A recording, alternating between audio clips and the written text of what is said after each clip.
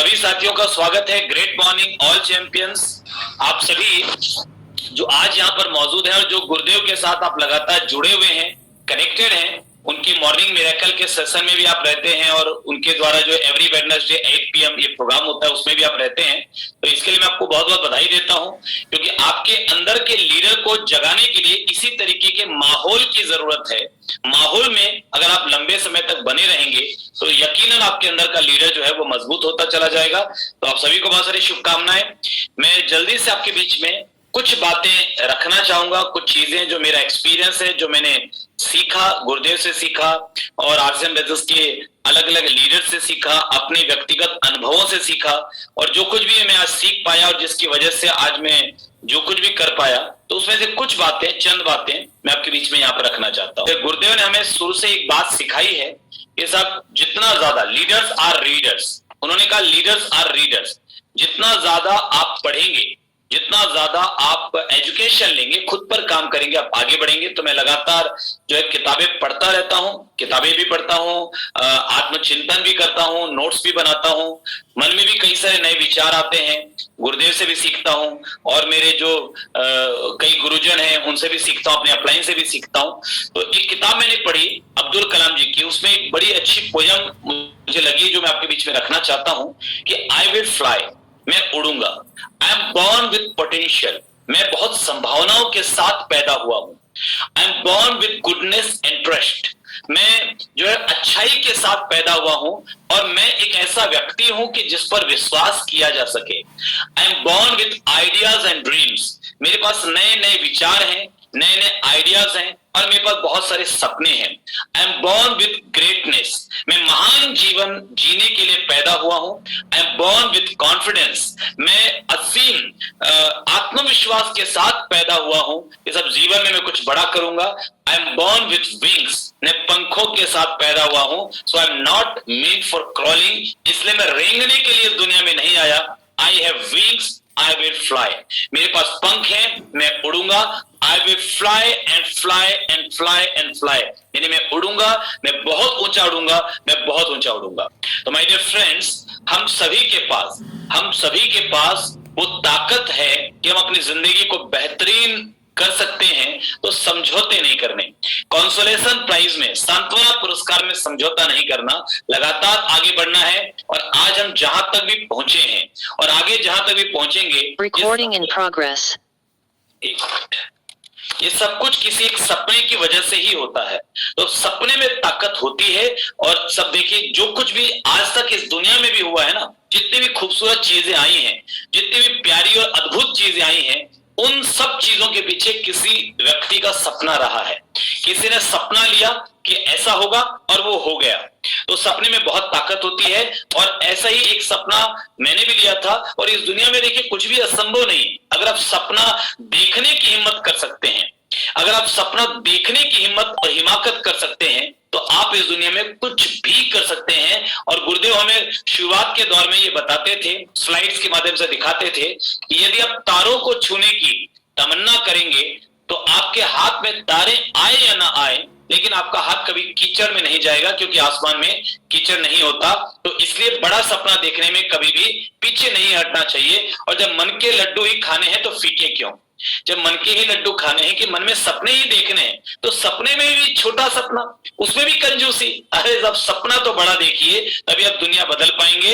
और सब हमने एक सपना देखा था, न्यूट्रीचार्ज का एक प्रोग्राम रायपुर में हुआ था सानिया मिर्जा जी के साथ, जो इस स्टेडियम में हुआ था, जो कि आप देख सकते हैं कितना बड़ा और कितना विशाल स्टेडियम है। ये ऑडिटोरियम नहीं है, ये स्टेडियम है, इंडोर स्टेडियम है। यहाँ पर बड़े बड़े स्पोर्ट्स होते हैं या गवर्नमेंट के बड़े बड़े प्रोग्राम होते हैं। तो यहाँ पर जब वो प्रोग्राम सानिया मिर्जा जी का को साथ लेकर न्यूट्रीचार्ज ने ऑर्गेनाइज किया, अब न्यूट्रीचार्ज के लेवल पर हुआ तो कई राज्यों से लोग आए, कई टीमों के लोग आए, तो ये स्टेडियम भरा हुआ था। तो मैंने एक ड्रीम वहां पर लिया, कुछ साल पहले की ये बात है, मैंने एक ड्रीम वहां पर लिया कि क्या कभी ऐसा भी होगा कि इस स्टेडियम में सिर्फ टीम चैंपियन के लोग होंगे। अपनी टीम को हमने नाम दिया है टीम चैंपियन। तो क्या टीम चैंपियन के लोग होंगे और उनका सेलिब्रेशन प्रोग्राम इस स्टेडियम में हम करेंगे। उस टीम चैंपियन से जितने भी लोगों ने अचीवमेंट लिया होगा उन सभी लोगों को हम सेलिब्रेट करेंगे हजारों लोगों के बीच में। तो एक सपना लिया और वो सपना आंखों में पला, सोचना थोड़ा मुश्किल था, क्योंकि अभी तक कभी हुआ नहीं था आरसीएम बिजनेस के इतिहास में, एक टीम का इतना बड़ा प्रोग्राम हुआ नहीं था कभी। तो कोई भी चीज जो अब तक नहीं हुई उसके बारे में सोचना थोड़ा मुश्किल होता है।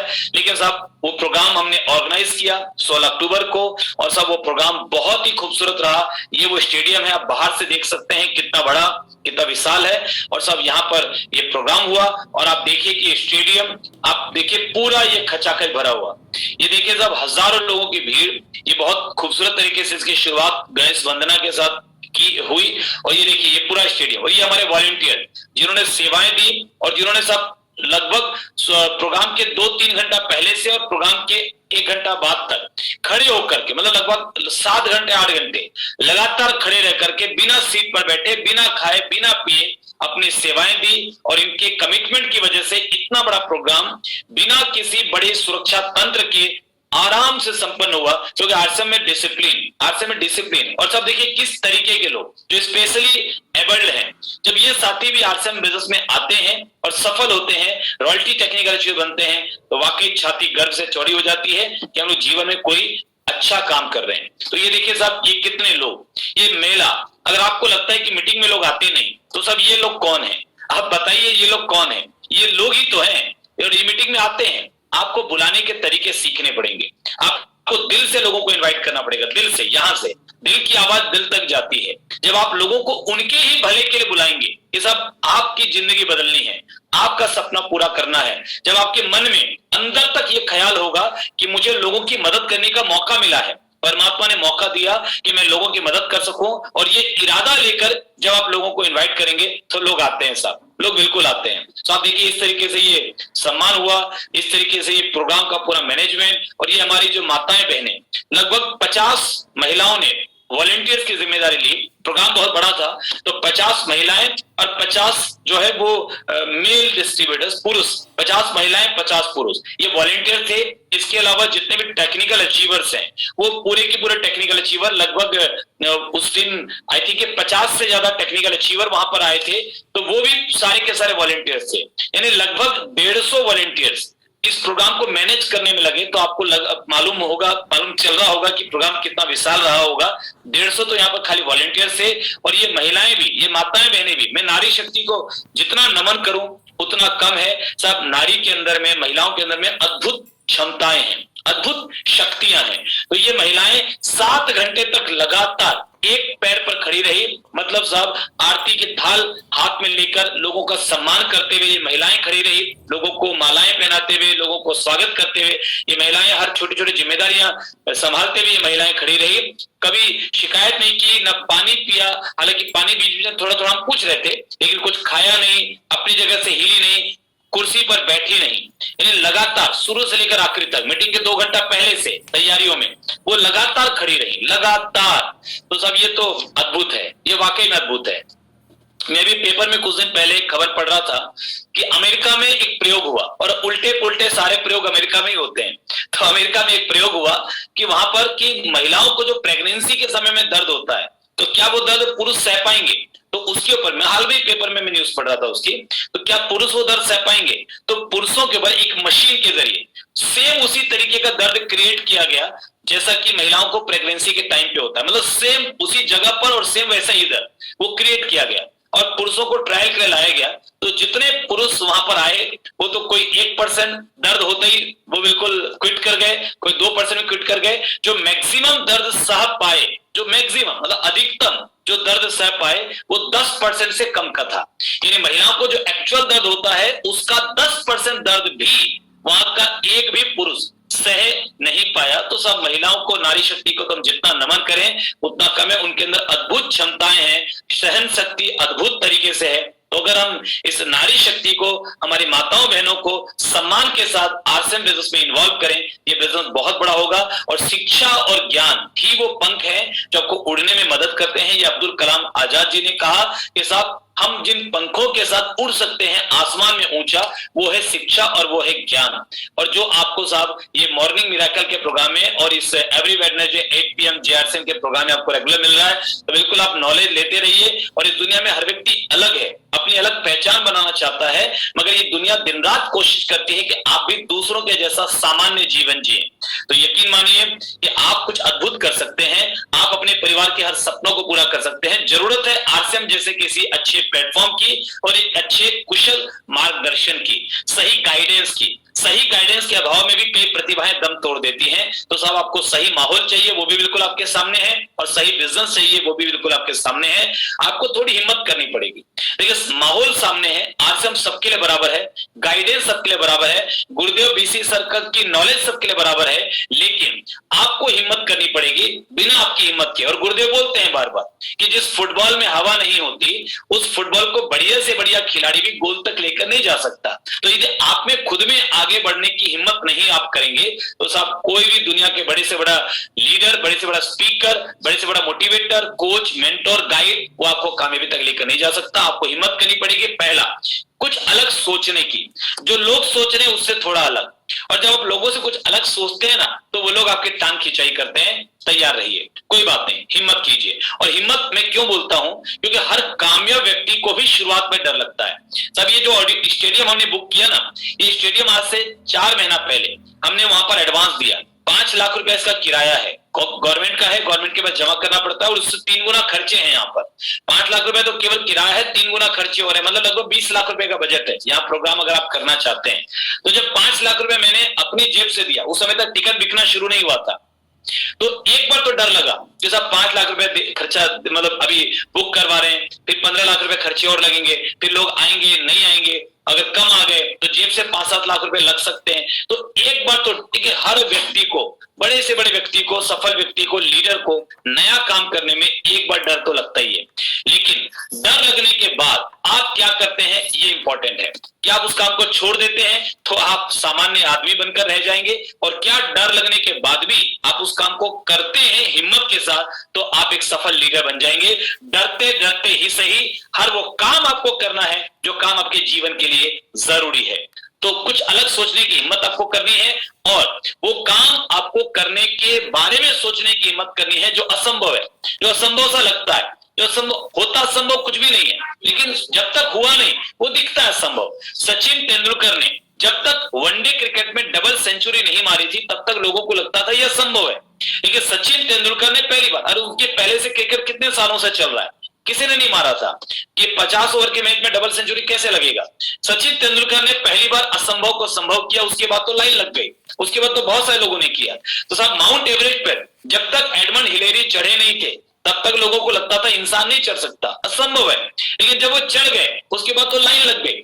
आज तो बहुत सारे साधन है, बहुत सारी सुविधाएं हैं पहाड़ की चोटी पे चढ़ने के लिए, एवरेस्ट पे चढ़ने के लिए। लेकिन यह सोचिए, कल्पना कीजिए, जब एडमंड हिलेरी चढ़े होंगे, कुछ भी नहीं था, मालूम भी नहीं था कि सब इतने विपरीत परिस्थिति में कोई इंसान चढ़ सकता है कि नहीं चढ़ सकता। तब अगर किसी ने हिम्मत की तो वही लीडर होता है साहब। लीडर वही होता है जो दूसरों से पहले करने की हिम्मत करता है, पहल करने की हिम्मत करता है। अपनी कमजोरियों से लड़ने की आपको हिम्मत करनी पड़ेगी। हर व्यक्ति में राम भी है, रावण भी है। अभी दशहरा गया, दशहरा में हमने साहब राम ने तीर चलाया और रावण का संहार किया। तो वो राम कौन है और वो रावण कौन है? साहब राम भी आपके अंदर है, रावण भी आपके अंदर है। आपके अंदर ही एक ऐसा मजबूत इंसान है जो दुनिया बदलना चाहता है, और दुनिया बदलने की हिम्मत और ताकत उसके अंदर है। और आपके अंदर ही रावण भी है, जिसके पास बहुत सारी कमजोरियां हैं, जिसके पास बहुत सारी बुराइयां हैं, आलस्य है, डर है, शंका है, लालच है, जलन है, ईर्ष्या है, द्वेष है, गुस्सा है, नफरत है ना, छोटी छोटी। तो ये कमजोरियां, तो रावण भी आपके अंदर है, राम भी आपके अंदर है। अपने अंदर के राम की पूजा करेंगे तो आपके अंदर का रावण अपने आप खत्म हो जाएगा। आपको कहीं बाहर जाने की जरूरत नहीं होगी। तो अपनी कमजोरियों से लड़ने की आपको हिम्मत करनी पड़ेगी। नेगेटिव लोग और नेगेटिव सिचुएशन से लड़ने की आपको हिम्मत करनी पड़ेगी। जीवन में कई प्रकार की परिस्थिति आती है। जब आप एक बड़ा सफर लेकर, बड़ा लक्ष्य लेकर चलते हैं ना, एक बड़ा मिशन लेकर, बड़ा गोल लेकर के चलते हैं। आपने गोल लिया होगा कि मैं 13 नवंबर की एनिवर्सरी के प्रोग्राम में 1000 लोगों को बिठाऊंगा, 2000 लोगों को बिठाऊंगा, 500 लोगों को बिठाऊंगा। आपने गोल लिया, और जब आप इस गोल के लिए आगे बढ़ेंगे ना, तो तो आपको डिमोटिवेट करने वाले लोग मिलेंगे। अरे कहाँ जाएंगे दिल्ली 500 रुपए के टिकट करके और ट्रेन का किराया भर करके और सब 3 दिन 4 दिन का समय लगा के, अरे कहाँ लोग जाएंगे। आपको डिमोटिवेट करने वाले लोग मिलेंगे। और कई बार आपको पूरा भरोसा था कि आपका ये लीडर जरूर जाएगा और कुछ लोगों को लेकर चलेगा, अब पता चला उसी लीडर के घर में सब कोई ऐसी बात हो गई कि अब वो जा ही नहीं सकता, तो उसके साथ जो जाने वाले थे वो भी अब नहीं जा पा रहे और आपको तो लग रहा था कि वो जाएगा। तो कई बार आपके मन के खिलाफ परिस्थितियां होंगी, मन के विपरीत परिस्थितियां होंगी, अलग अलग चीजें आपके साथ घटेंगी, लेकिन उसके लिए आपको तैयार रहना पड़ेगा कि सब ये तो होना है। मौसम मेरे कंट्रोल में नहीं है, बाहर का माहौल मेरे कंट्रोल में नहीं है, लोगों का व्यवहार मेरे कंट्रोल में नहीं है, बाहर की परिस्थितियां मेरे कंट्रोल में नहीं है, लेकिन अगर मैं इन सारी चीजों के लिए मेंटली तैयार हूं तो आने वाले वक्त में वो सब कुछ होगा जो मैं अपने जीवन में चाहता हूं। तो साहब, जब आप सितारों को छूने की तमन्ना रखते हैं ना, तो कोई फर्क नहीं पड़ता कि आप कौन हैं, आप हर उस चीज को पा लेते हैं जिसको आपका दिल चाहता है। और इसके 3 जरूरी काम जो अब्दुल कलाम जी कहते हैं कि स्पष्ट और लिखित में लक्ष्य बनाइए। आपका गोल बिल्कुल क्लियर होना चाहिए। अक्टूबर में आपको क्या करना है, मार्च तक आपको क्या करना है, अगली एनिवर्सरी तक आपको क्या करना है, जीवन आपको कैसे जीना है, बिल्कुल क्लियर गोल होना चाहिए। Clarity is power. जितनी क्लैरिटी होगी उतनी ताकत आपके प्रयासों में होगी। तो क्लैरिटी, तो स्पष्ट तथा लिखित में लक्ष्य। और 13 नवंबर की एनिवर्सरी, जो कि एनिवर्सरी बहुत इंपॉर्टेंट होती है, एनिवर्सरी के प्रोग्राम में विजन क्लियर होता है, एनिवर्सरी के प्रोग्राम में लीडर क्रिएट होते हैं। तो 13 नवंबर की एनिवर्सरी में आप कितने लोगों को लेकर के जाएंगे उसका भी गोल क्लियर कीजिए कि कौन कौन लोग आपके टीम में जाएंगे, उनको भी क्लियर कीजिए। लक्ष्य की दिशा में लगातार ज्ञान अर्जन दूसरा कदम है सफलता का, कि आप जिस डायरेक्शन में जाना चाहते हैं। जैसे अभी यहाँ पर गुरुदेव बीसी सर बता रहे थे, माइंड पावर के ट्रेनर संकेत जैन, तो आपको अगर सफलता लेनी है तो आपको अपनी मानसिक शक्तियों को जगाना पड़ेगा। वो एजुकेशन आपके काम आएगी आपके गोल के लिए। तो जिस डायरेक्शन में आपको जाना है उस डायरेक्शन की एजुकेशन आपको लेनी पड़ेगी, दृढ़ता के साथ कड़ी मेहनत और आने वाली मुश्किलों का सामना करने का हौसला। ये 3 कदम है जो आपको सफलता की तरफ लेकर जाएंगे। और आपके गोल में ये 5 बातें जरूर होनी चाहिए कि रोग मुक्त जीवन, स्वस्थ रहने और पूरे परिवार को स्वस्थ रखने का पहला टारगेट जरूर होना चाहिए। उच्च उपार्जन क्षमता, इनकम को बढ़ाने का, बहुत बड़े लेवल पे लेके जाने का आपका टारगेट जरूर होना चाहिए। आपका परिवार आपस में प्रेम रहे, क्योंकि परिवार में प्रेम नहीं है तो पैसा कोई काम नहीं आएगा, ये याद रखिएगा। तो परिवार में आपस में प्रेम हो, इसका आपका गोल जरूर होना चाहिए। इसके लिए आपको जो करना पड़ेगा, कोई भी चीज बिना फोकस के नहीं होती, हर चीज से आपको फोकस करना पड़ता है, उसकी प्लानिंग करनी पड़ती है। उच्च उत्पादन क्षमता, यानी आपकी वजह से क्या चीजें आप समाज को दे रहे हैं, क्या प्रोडक्शन क्या कर रहे हैं, यानी आप लोगों के लिए पॉजिटिविटी का प्रोडक्शन कर रहे हैं या नेगेटिविटी का प्रोडक्शन कर रहे हैं, आप लोगों के लिए अवसर का सृजन कर रहे हैं या फिर आप केवल अपने लिए जीवन जी रहे हैं। तो आपकी उत्पादन क्षमता, ये आपके गोल में होना चाहिए कि आप समाज के लिए क्या करना चाहते हैं। मजबूत प्रतिरक्षा प्रणाली, कि आने वाले समय की मुश्किलों का सामना करने की पहले से तैयारी। ये सब, अगर पैसे की समस्या कोई आ जाए, कोई बड़ा पैसे का काम आ जाए, तो मेरे बैंक में इतने पैसे हो कि वो तकलीफ ना जाए, तो किसी भी प्रकार का कोई भी समस्या आएगा तो उसके लिए मैं क्या करूंगा, पहले से उसकी तैयारी आपकी होनी चाहिए। और याद रखिए, अति सफल लोग बहुत पैसा कमाते हैं, मगर उनके उत्साह का मुख्य कारण पैसा नहीं बल्कि लोगों के जीवन और समाज में आने वाला बदलाव होता है। तो लक्ष्य की दिशा में लगातार ज्ञान अर्जन करने के लिए आप 3-4 बातों का ध्यान रखिएगा। पहले तो अपना स्टैंडर्ड हाई सेट कीजिए कि साहब मुझे चलता है एटीट्यूड में नहीं रहना, कि साहब मैं थोड़ा लेट हो गया, 2 ही मिनट तो मीटिंग में लेट हुआ, चलता है। मैं आज ड्रेस कोड में नहीं हूं, चलता है। मैं आज किताब नहीं पढ़ पाया, चलता है। मैं आज प्लान नहीं दिखा पाया, चलता है। इस हिंदुस्तान को बर्बाद करके रखा हुआ है, चलता है एटीट्यूड ने। तो चलता है एटीट्यूड आपको छोड़ना पड़ेगा और अपने स्टैंडर्ड सेट कीजिए कि नहीं साहब, मैं इससे कमजोर जीवन नहीं जी सकता, ये तो इतना तो मुझे करना ही है। ये 2 प्लान का स्टैंडर्ड मैंने सेट किया कि 2 प्लान तो दिखाना ही है, नहीं दिखाऊंगा रात को खाना नहीं खाऊंगा, 2 से ज्यादा दिखा दूंगा, 2 से कम नहीं दिखाऊंगा। एक स्टैंडर्ड अपने लिए सेट कीजिए और वो हाई स्टैंडर्ड सेट कीजिए। कैलकुलेटिव रिस्क लीजिए। मैंने यहाँ पर इस प्रोग्राम की, जब 16 अक्टूबर के प्रोग्राम की तैयारी करनी थी और 5 लाख रुपए एडवांस देना था, तो पहले मतलब ये नहीं कि मैंने कोई ब्लाइंड गेम नहीं खेला था कि सब दे दिया देखा जाएगा क्या होगा। मैंने उसके पहले अपने सभी टेक्निकल अचीवर से बातचीत की कि सर हम एक ऐसा प्रोग्राम डिजाइन करना चाहते हैं, आपका क्या विचार है, क्या लगता है आपको क्या हो सकता है, कैसे तैयारी हो सकती है और होने के फायदे क्या होंगे। मैंने पूरी उसकी पहले ग्राउंड वर्किंग की, प्रिपरेशन किया और उसके बाद रिस्क लिया। तो कैलकुलेटिव रिस्क लेके लेना पड़ेगा। सब कुछ करने के बाद भी रिस्क तो लेना ही पड़ेगा ना साहब। सबने हाँ बोल दिया, सब कुछ बोल दिया, लेकिन पैसा तो मेरा लगा ना, मुझे रिस्क तो लेना पड़ा ना। अगर मान लीजिए प्रोग्राम माइनस में चला जाता, ये तो बढ़िया हो गया कि साहब सब कुछ बढ़िया हो गया, माइनस में भी जा सकता था। तो कैलकुलेटिव रिस्क, तो थोड़ा रिस्क तो लीडर को लेना ही पड़ता है, लेकिन वो कैलकुलेटिव। अब 13 नवंबर में आप चाहते हैं आपकी टीम से 25 लोग बैठे हैं, पर आपने टिकट अभी तक ली नहीं है, तो जब आप लोगों को तैयार कर लेंगे तब तक टिकटें खत्म हो जाएगी। तो साहब थोड़ा रिस्क तो आपको लेना पड़ेगा कि साहब 25 लोग बैठने हैं तो 25 टिकट में लूंगा, और अगर 25 में से 20 बिकी 5 बच गई तो साहब वो 5 टिकट का 2500 रुपया मेरी जेब से जाएगा, कोई बात नहीं, उसको मैं इन्वेस्टमेंट के तौर पे लिखूंगा। तो थोड़ा रिस्क तो आपको लेना ही पड़ता है।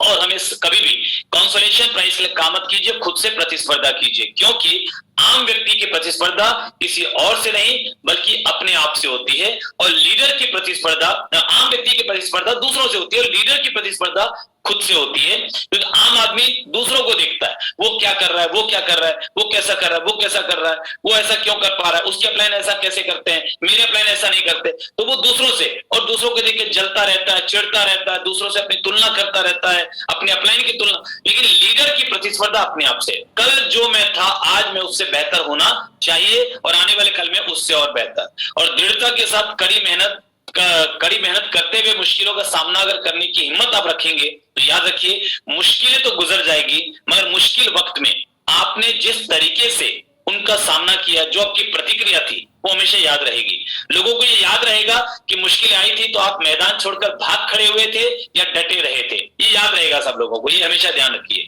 तो मुश्किलें आएंगी ना तो 5 बातें ध्यान रखना। तकलीफें आएंगी जब आप बड़ा गोल लेके चल रहे हैं कि आज से में मुझे हजारों लोगों की जिंदगियां बदलनी है, मुझे भी कामयाब होना है, मुझे 5 लाख रुपए महीने कमाने हैं, तो जब आप ऐसा गोल लेके चलेंगे ना मुश्किलें तो आएंगी, लेकिन उस समय 5 बातें ध्यान रखना कि साहब हमेशा अपनी जो प्लानिंग है, अपनी जो प्लानिंग, अपना फोकस जो है वो बिल्कुल एक डायरेक्शन पे रखना, अपना कमिटमेंट्स अपने गोल की तरफ रखना।